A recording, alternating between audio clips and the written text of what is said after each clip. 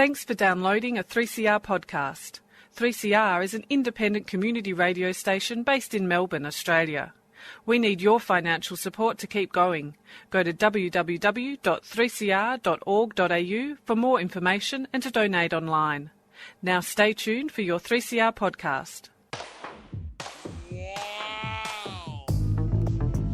But you also had people that were very fine people. Very fine people on both sides. And the aliens would mind meld and give them the technology. They're bad aliens. So are you surprised the Nazis were influenced by demons? No, if demons are real, I would definitely think they'd be on the side of the Nazis. Yeah. McDonald's is connected to the Clintons. They chop up the bodies and put them into the sausage and hamburgers. People are being cannibalized. Look it up. And I'm watching CNN talk about this as violent white nationalist protests. We have done everything in our power to keep this peaceful, you know? It's Pepe's become kind of a symbol. Welcome to Yeah Na Pasaran, a show about fascism and its gravediggers. I'm Cam Smith. I'm Andy Fleming. And this week we are joined by James Hogg, who is a researcher on the history of Australian anti-fascism, as well as a volunteer at the New International Bookshop. Thanks for joining us, James. Thanks so much for having me, guys. James, you've recently published a paper, Fascism Can Only Grow in Secrecy, Greek and Yugoslavian Anti-Fascism in Melbourne's Long 1960s, which is a very fascinating read. Why were the 1960s in Melbourne so long? Oh, well, this is a term that I borrowed from the wonderful Meredith Bergman and Nadia Wheatley, who recently wrote a book on the long 1960s in Melbourne and Australia more broadly. And basically what they're referring to is how this upsurge in radicalism associated with the 60s, like flower power, new social movements and whatnot, typically associated with France, 1968, in Australia lasted a little bit longer. So it occurred from 1965 with the Vietnam moratorium up until the dismissal of Whitlam in 1975. So it's the long 1960s rather than the literal 1960s to best capture that historical moment of hope and radicalism and potential on the left. One of the things you note in the article is that anti-fascism in this period has hitherto been largely unexamined. Why do you think that was? I can think of principally two reasons. One was identified by Vashti Fox, who I believe you've had on here before. The upsurge in left-wing radicalism from all sorts of different sectors of society, so women's groups, queer lib groups, students, etc., made it very difficult for the far right to operate, at least openly. While at the same time, you had an anti-communist Liberal Party, the White Australia policy was still in operation, which in a lot of respects robbed the far right from its pretext to mobilize. So these two core things were managed in, I suppose, less violent but still pernicious ways. And so then the assumption that rolls on from this is that anti-fascism wouldn't really be necessary, that the far right wasn't enough of a presence to justify mobilization against it specifically. However, at the same time, there is a lot of knowledge about the extensive Ustaša, so Croatian ultranationalists had an active hand in the Holocaust in the 40s, their extensive presence in Australia at this time. And there's lots of historical writing about this. This is a very public political scandal with the bombing attacks that go across Melbourne and Sydney throughout the 60s and 70s. And some Liberal Party figures are implicated as not necessarily condoning the violence, but like affiliating with these figures and perhaps like passing on a veil of legitimacy to their operations. And so often the ways these histories are written are with an emphasis on these groups. They're bigger, they're more belligerent, they provoke the scandal. But what I found was when you read against the grain and look into different kind of archives and left-wing newspaper sources, there are also big community responses, mainly focused on the acts of the campaigner Marian Djurjevic and various anti-fascist organizations that he sets up that draw awareness to the Ustaša's clandestine operations and make it much more difficult for them to operate. James, you concentrate upon analysing, understanding the activities of migrant workers from Greece and Yugoslavia, but in the broader context, can you let the listener know what was the historical context? What was going on in Greece and Yugoslavia in the 1960s? Okay, so to get a grasp of Greece's long and troubled history in the 20th century, and particularly the conflict between fascist and anti-fascist forces, you really need to go back to World War II. So Greece was stuck under the dictatorship of Metaxas for a long period before it was invaded and taken over by the Nazis. And during this period, the big resistance force against Nazi occupation is the Soviet-aligned communist movement, trade unions, these kind of typical groups that we would associate with left-wing anti-fascism. Now, in the post-war period, once Nazi yoke has been thrown off, there is a communist uprising in Greece that looks to take control and turn it into a Soviet-aligned satellite country. However, Stalin, predictably with his emphasis on realpolitik, ignores international solidarity and says, okay, let's placate Truman, Churchill, etc., and just leave them out to rot. And it gets unceremoniously crushed. So the people who fought most openly and aggressively against Nazi occupation all of a sudden become enemies of the Greek state, in a sense. So following on from that, there's this long trajectory of attempts at moving to a more democratic Greece and monarchical backsliding and former perpetrators under the Axis occupation, whatever, kind of getting off relatively scot-free. And this comes to a head in the mid-1960s, where Giorgio Papandreou and his Centre Union Party try to enact some democratic reforms. King Constantine deposes him, and it sets off a long period of instability where eventually the military, some of whom were actual members of this group called IDEA. So it was a CIA-backed paramilitary that drew on heaps of Axis collaborators who had actively hunted down Jews during the occupation. So these military figures seize control of the government and institute a dictatorship, expel numerous communists, arrest them without trial. Again, these are people who in the main carried a large part of the anti-fascist legacy of the war period. And this spurs an international protest movement of which Melbourne was a part. Croatia in this period, or well, not Croatia, but Yugoslavia, is under the rule of Josip Broz Tito, again, an anti-fascist partisan fighter who had effectively put on ice long-standing Croatian ultranationalism, which was tied to the genocidal Ustaša regime in the 1940s. And this creates a sort of radical diaspora of Croatian ultranationalists who either flee the country, or a lot of them take up in Argentina, for example, to try and organize anti-Titoist, ultranationalist, revolutionary movements abroad to secure Croatia's independence from the Yugoslavian bloc. They most importantly coalesce in Australia, primarily because the reigning Liberal Party's anti-communist ideological bent and the difficulties of properly screening migrants, and particularly displaced persons in the long post-war period, allow a lot of them to assume fake identities or take certain channels to actually enter the country and start to consolidate. So in 1963-64, this is when Đurđević gets a wind of these groups actually consolidating and becoming a force in Australia that is organising and drilling and things like that. And he goes to alert the authorities, and it doesn't particularly go well for him initially. But they must have been appalled. Yeah. Well, he didn't actually manage to get a hearing with the Liberal Party minister at the time, Alec Downer. There are a couple of explanations for this. I mean, he could have just been busy at the time, but also they were running a very strong anti-communist agenda,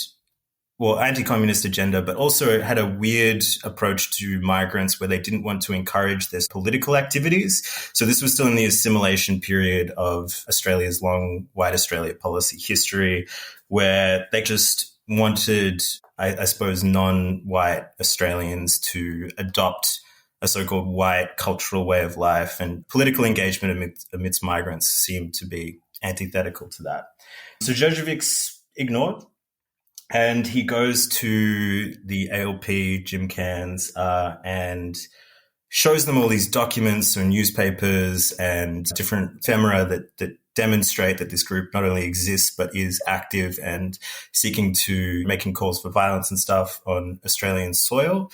And Cairns immediately puts this out in Parliament. And at that point, it seems like, okay, there's some fairly concrete evidence here. This should be concerning. But the response from the government is just like, well, they're Yugoslavians, they're Balts, basically. Like, they're just going to do their violent nationalist stuff. This is a reasonable response to Titoist oppression. We can just leave it by the by. And this tolerance, like ideological or otherwise, does have some pretty dire consequences down the track.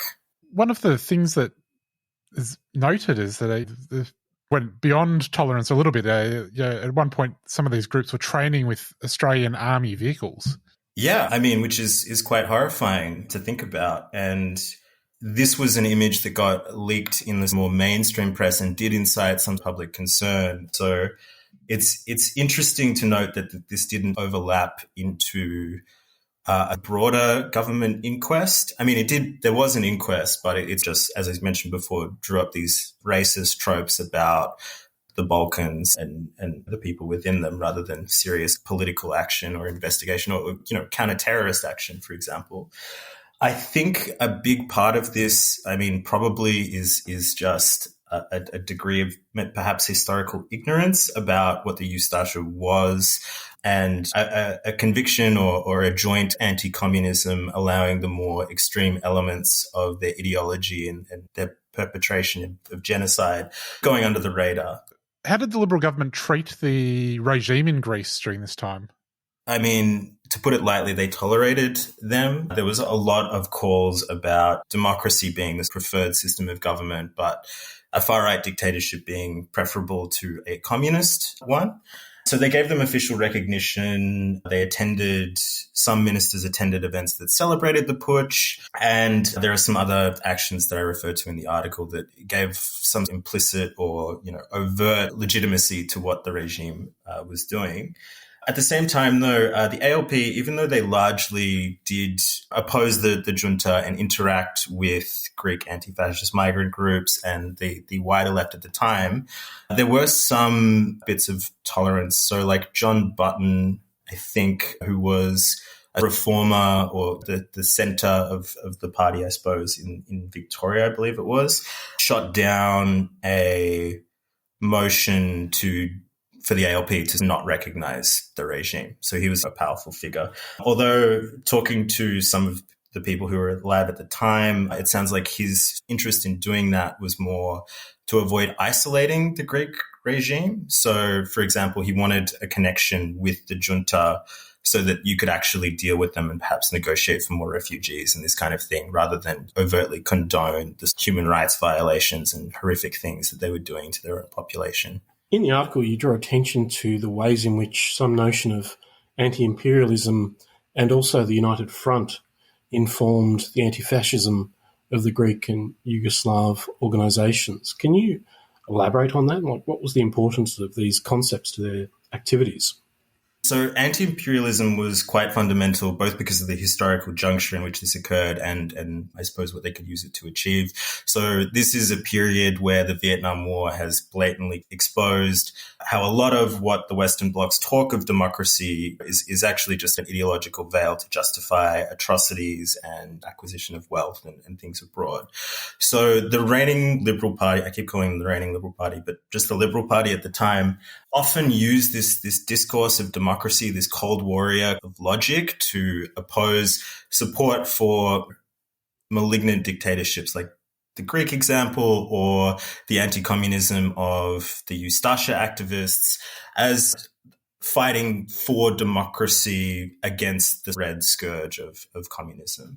So the Yugoslav Settlers Association, the Committee for the Restoration of Democracy in Greece, these two groups that were active at the time on these issues, did use this notion and the public consciousness of the Vietnam War to question what the real motivation between this support was. Because it clearly wasn't democracy if the LNP was supporting neo-fascist or fascist elements domestically or abroad, unwittingly or otherwise. As far as the United Front is concerned, so this is a tactic developed by the International Communist Movement in the 1930s, which essentially sought to establish a broad coalition of the working class as a bulwark against fascist reaction that could then launch some proletarian revolution or something to that extent. An extension of this known as the Popular Front might also have been pertinent here. So this is an even broader one that seeks to attract bourgeois elements, or basically any non-fascist political actor has a place in the anti-fascist coalition. I think the reason I found the United Front more pertinent in this case rather than the Popular Front is that the Popular Front, to some extent, is more about creating a broad bulwark against fascist reaction, whereas the United Front has a revolutionary aspect to it. And while Đurđević wasn't advocating for communist overthrow of the government, he and Denis Skiotis and George Zangalis and the other activists in these movements were interested in building broad coalitions to question the kind of resonance between the Australian government, Australian capitalism, and these pockets of fascist reaction, and whether it was enough to actually just stop individual fascists from organizing, or if there needed to be much broader restructuring of either some government reform or the system itself to prevent this resonance from reoccurring, or the mere toleration of this thing that should be malignant to any post-war, again, in inverted commas, democracy. And what was the response of the wider left to these groups and their activities? Generally quite positive from the research that I was seeing. So this was at a period where the Communist Party of Australia was moving into a more conciliatory Euro-communist Italian approach to revolutionary activism. So they were incorporating aspects of new left thinking. They'd broken with the Soviet Union in a big way, and this offered them a lot more opportunities to reach out in terms of kind of conciliatory ways with the student movement, the migrant movement, migrant Australians, etc. And so the United Front became an excellent bridge for building this movement. The CIDG drew support from trade unions, student groups, student unions, the Communist Party, the ALP. So about as broad a left as you can imagine constructing at this juncture. And this was similar for Đurđević and the YSA.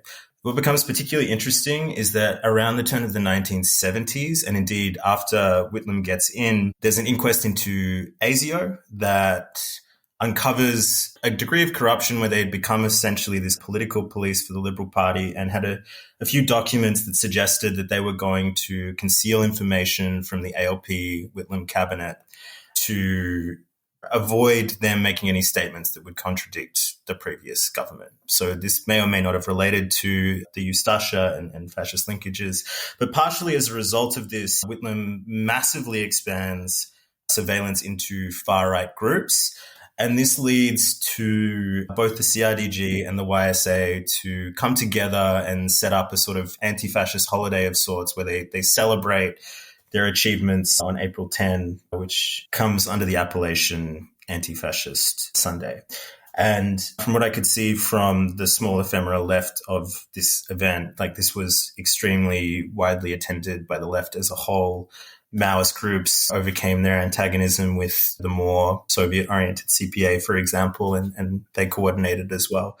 So it was really a successful United Front coalition as far as the term can be applied in the post-war period. Might be time to bring Anti-Fascist Sunday back. Yeah, certainly. James, you used various resources in constructing this article, including state security files.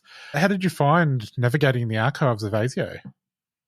It's pretty harrowing, especially because of the detail that they actually go into in individual lives. Like, it is so extensive that it feels almost perverse looking at these resources. There's a lot of ethical concerns about whether it's okay to actually see it this deeply, and it was somewhat uncomfortable. But at the same time, without those resources, it's unlikely that some of these coalitions or events would have come to light.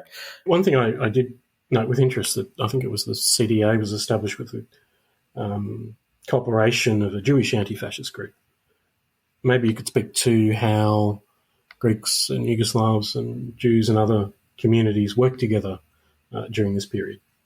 Yeah, absolutely. So there was a lot of participation in this broader United Front from the Jewish Council to Combat Fascism and Anti-Semitism.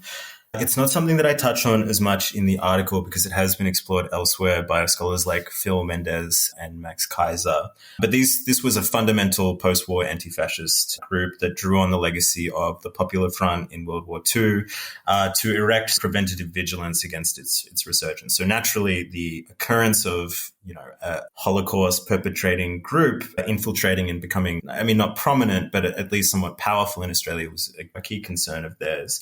And they participated, so prominent figures like Sam Goldblum, I believe, would speak at CDA events and often discuss in a really sophisticated manner what the significance of post-war fascism was. So they would, similar to the discourses offered by the CRDG and YSA, draw on the fact that fascism isn't just people marching around in jackboots, but actually the underlying conditions of like economic inequality, racism, xenophobia, and chauvinism that actually fester and enable these malignant ideologies to resurface.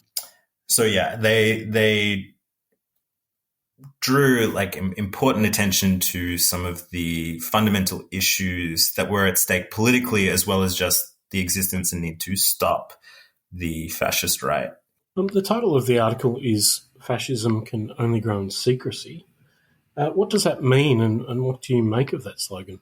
Well, this was effectively the catch cry of Anti-Fascist Sunday and the CDA doing its victory lap after successfully exposing the Ustasha, and Dennis Skiotis was also speaking at this event about the impending collapse of the Greek junta. So what it essentially comes to symbolize is that fascism can really only grow if we don't do anything to stop it. And secrecy is its best shield in this regard. Like it can fester and grow stronger and stronger outside of the public eye, either influencing public discourse from afar or growing to a point where it does become a dangerous force. And so the follow-on from that quote is the more that we expose it, the harder its growth becomes. So I included that as the title, both as a reminder of what the CDA was able to achieve and a calling card for what we should be up to today, both as anti-fascist activists and even just regular people who want to avoid this scourge from resurfacing again. And what do you think the legacy is of both the anti-fascist organising that took place in the long 60s, but also, I suppose, what's become of these fascist groups? Because I understand the Ustasha does still does still reportedly re-emerge every now and again. Yeah, the Ustasha never really went away. Unfortunately, I would say that the legacy of the CDA has at least publicized what the Ustasha are to a point where the public consciousness of what fascism isn't necessarily just identified with swastikas. It also incorporates these more not marginal or fringe groups, but as I would say, like lesser known in the popular memory of the Holocaust. So these are more publicly known. But yes, they are still around. But as far as Greek fascism and anti-fascism goes, I'm not quite as sure. The legacy of junta hasn't been quite as pronounced because this was a fascist fascist in air quotes, revolution from above. Like it was a military coup without a mass base. So the presence of like true believers in the cause, so to speak, aren't there quite as much. There's Golden Dawn and other newer iterations of Greek fascist ideology, but it's not so much connected to the 60s and 70s struggle. Well, James, we'll leave it there. Before we go, though, Nibs, the new international bookshop, is moving, but luckily not too far, just across the hall. But if people want to get in and buy some books so you don't have to carry so many, that would be really appreciated. And there's also a GoFundMe, which you can, if you look up the new international bookshop on social media, I'm sure you'll be able to find quickly just to help with the reduced floor space and the impact that will have on the bookshop. Well, thanks for coming on. Great. Thanks so much for having me, guys. Andy, that is our show. We'll be back next week. We will. See you then.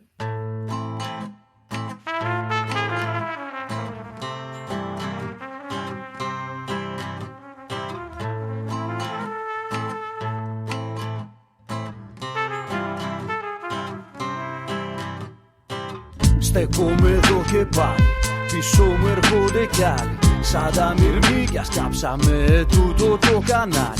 Σ' αυτήν εδώ τη κούβα, Μεσόγειος να κούβα. Καράβια πάνε και έρχονται από τον καιρό του Ιούδα. Σύνορο λέει μυρίζει, τυχή Ευρώπη χτίζει. Μα η Μεσόγειος μας ενώνει και δεν μας χωρίζει. Μοσχοβόλα το βράδυ, σκορδό μαζί και λάδι. Και ένα κλονί βασιλικό τεινάζει στο σκοτάδι. Αλγερί και Σεβίγια, άλλα λιμάνια κίδια. Κι ύστερα πάλι Βηρητό, Περαία και Μαρσίδια. Και ακού και τα νέα, το έθνος και η σημαία. Φαντασιακές κατασκευές είναι και φευγαλαία. Πάντα μισούσα τα σύνορα, έτσι κι αλλιώς είναι εφήμερα. Μαζί κι αυτούς που τα ορίζουν, ανθρώπους χωρίζουν, τα ντερά μου γυρίζουν. Los pájaros y las flores son de todos los colores y cruzan libres las tierras, no tienen fronteras ni llevan banderas. Πάντα μισούσα τα σύνορα, έτσι κι αλλιώς είναι εφήμερα. Μαζί κι αυτούς που τα ορίζουν, ανθρώπους χωρίζουν, τα ντερά μου γυρίζουν. Los pájaros y las flores son de todos los colores y cruzan libres las tierras, no tienen fronteras ni llevan banderas.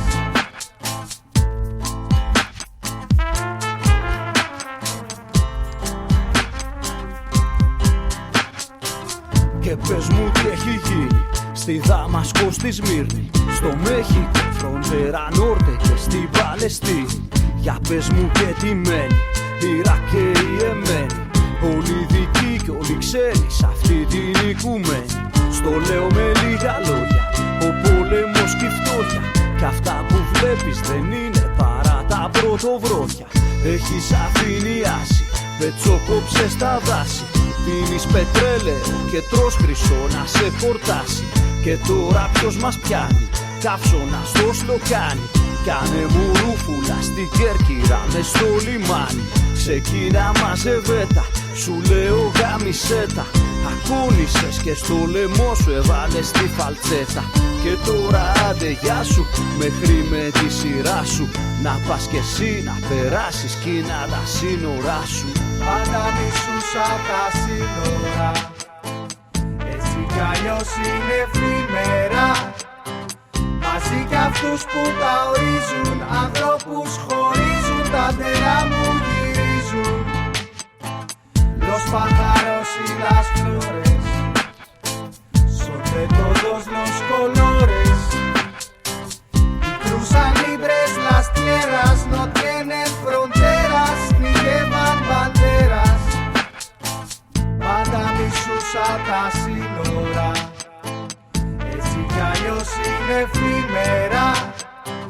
Μαζί κι αυτούς που τα ορίζουν, ανθρώπους χωρίζουν, τα ντερά μου γυρίζουν. Los pájaros y las flores son de todos los colores y cruzan libres las tierras, no tienen fronteras ni llevan banderas.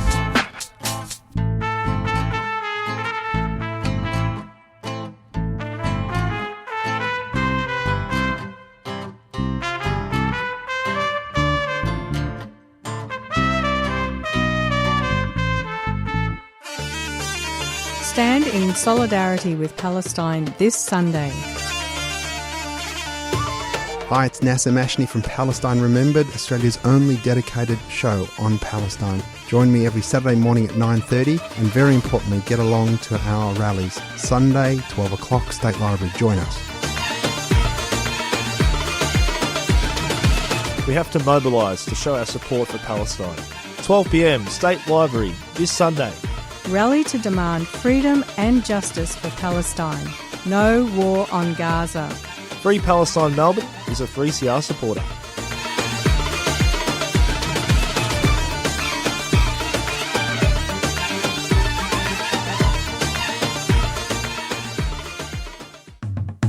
Public transport's great. What's not great is that unless you've got a radio with you, you can't listen to 3CR when you're on it. Until now, the Community Radio Plus app lets you listen to us wherever you are. Get on board and search Community Radio Plus wherever you get your apps. Time's on my mind when I had you by my side. Am I thinking loud? Do I want to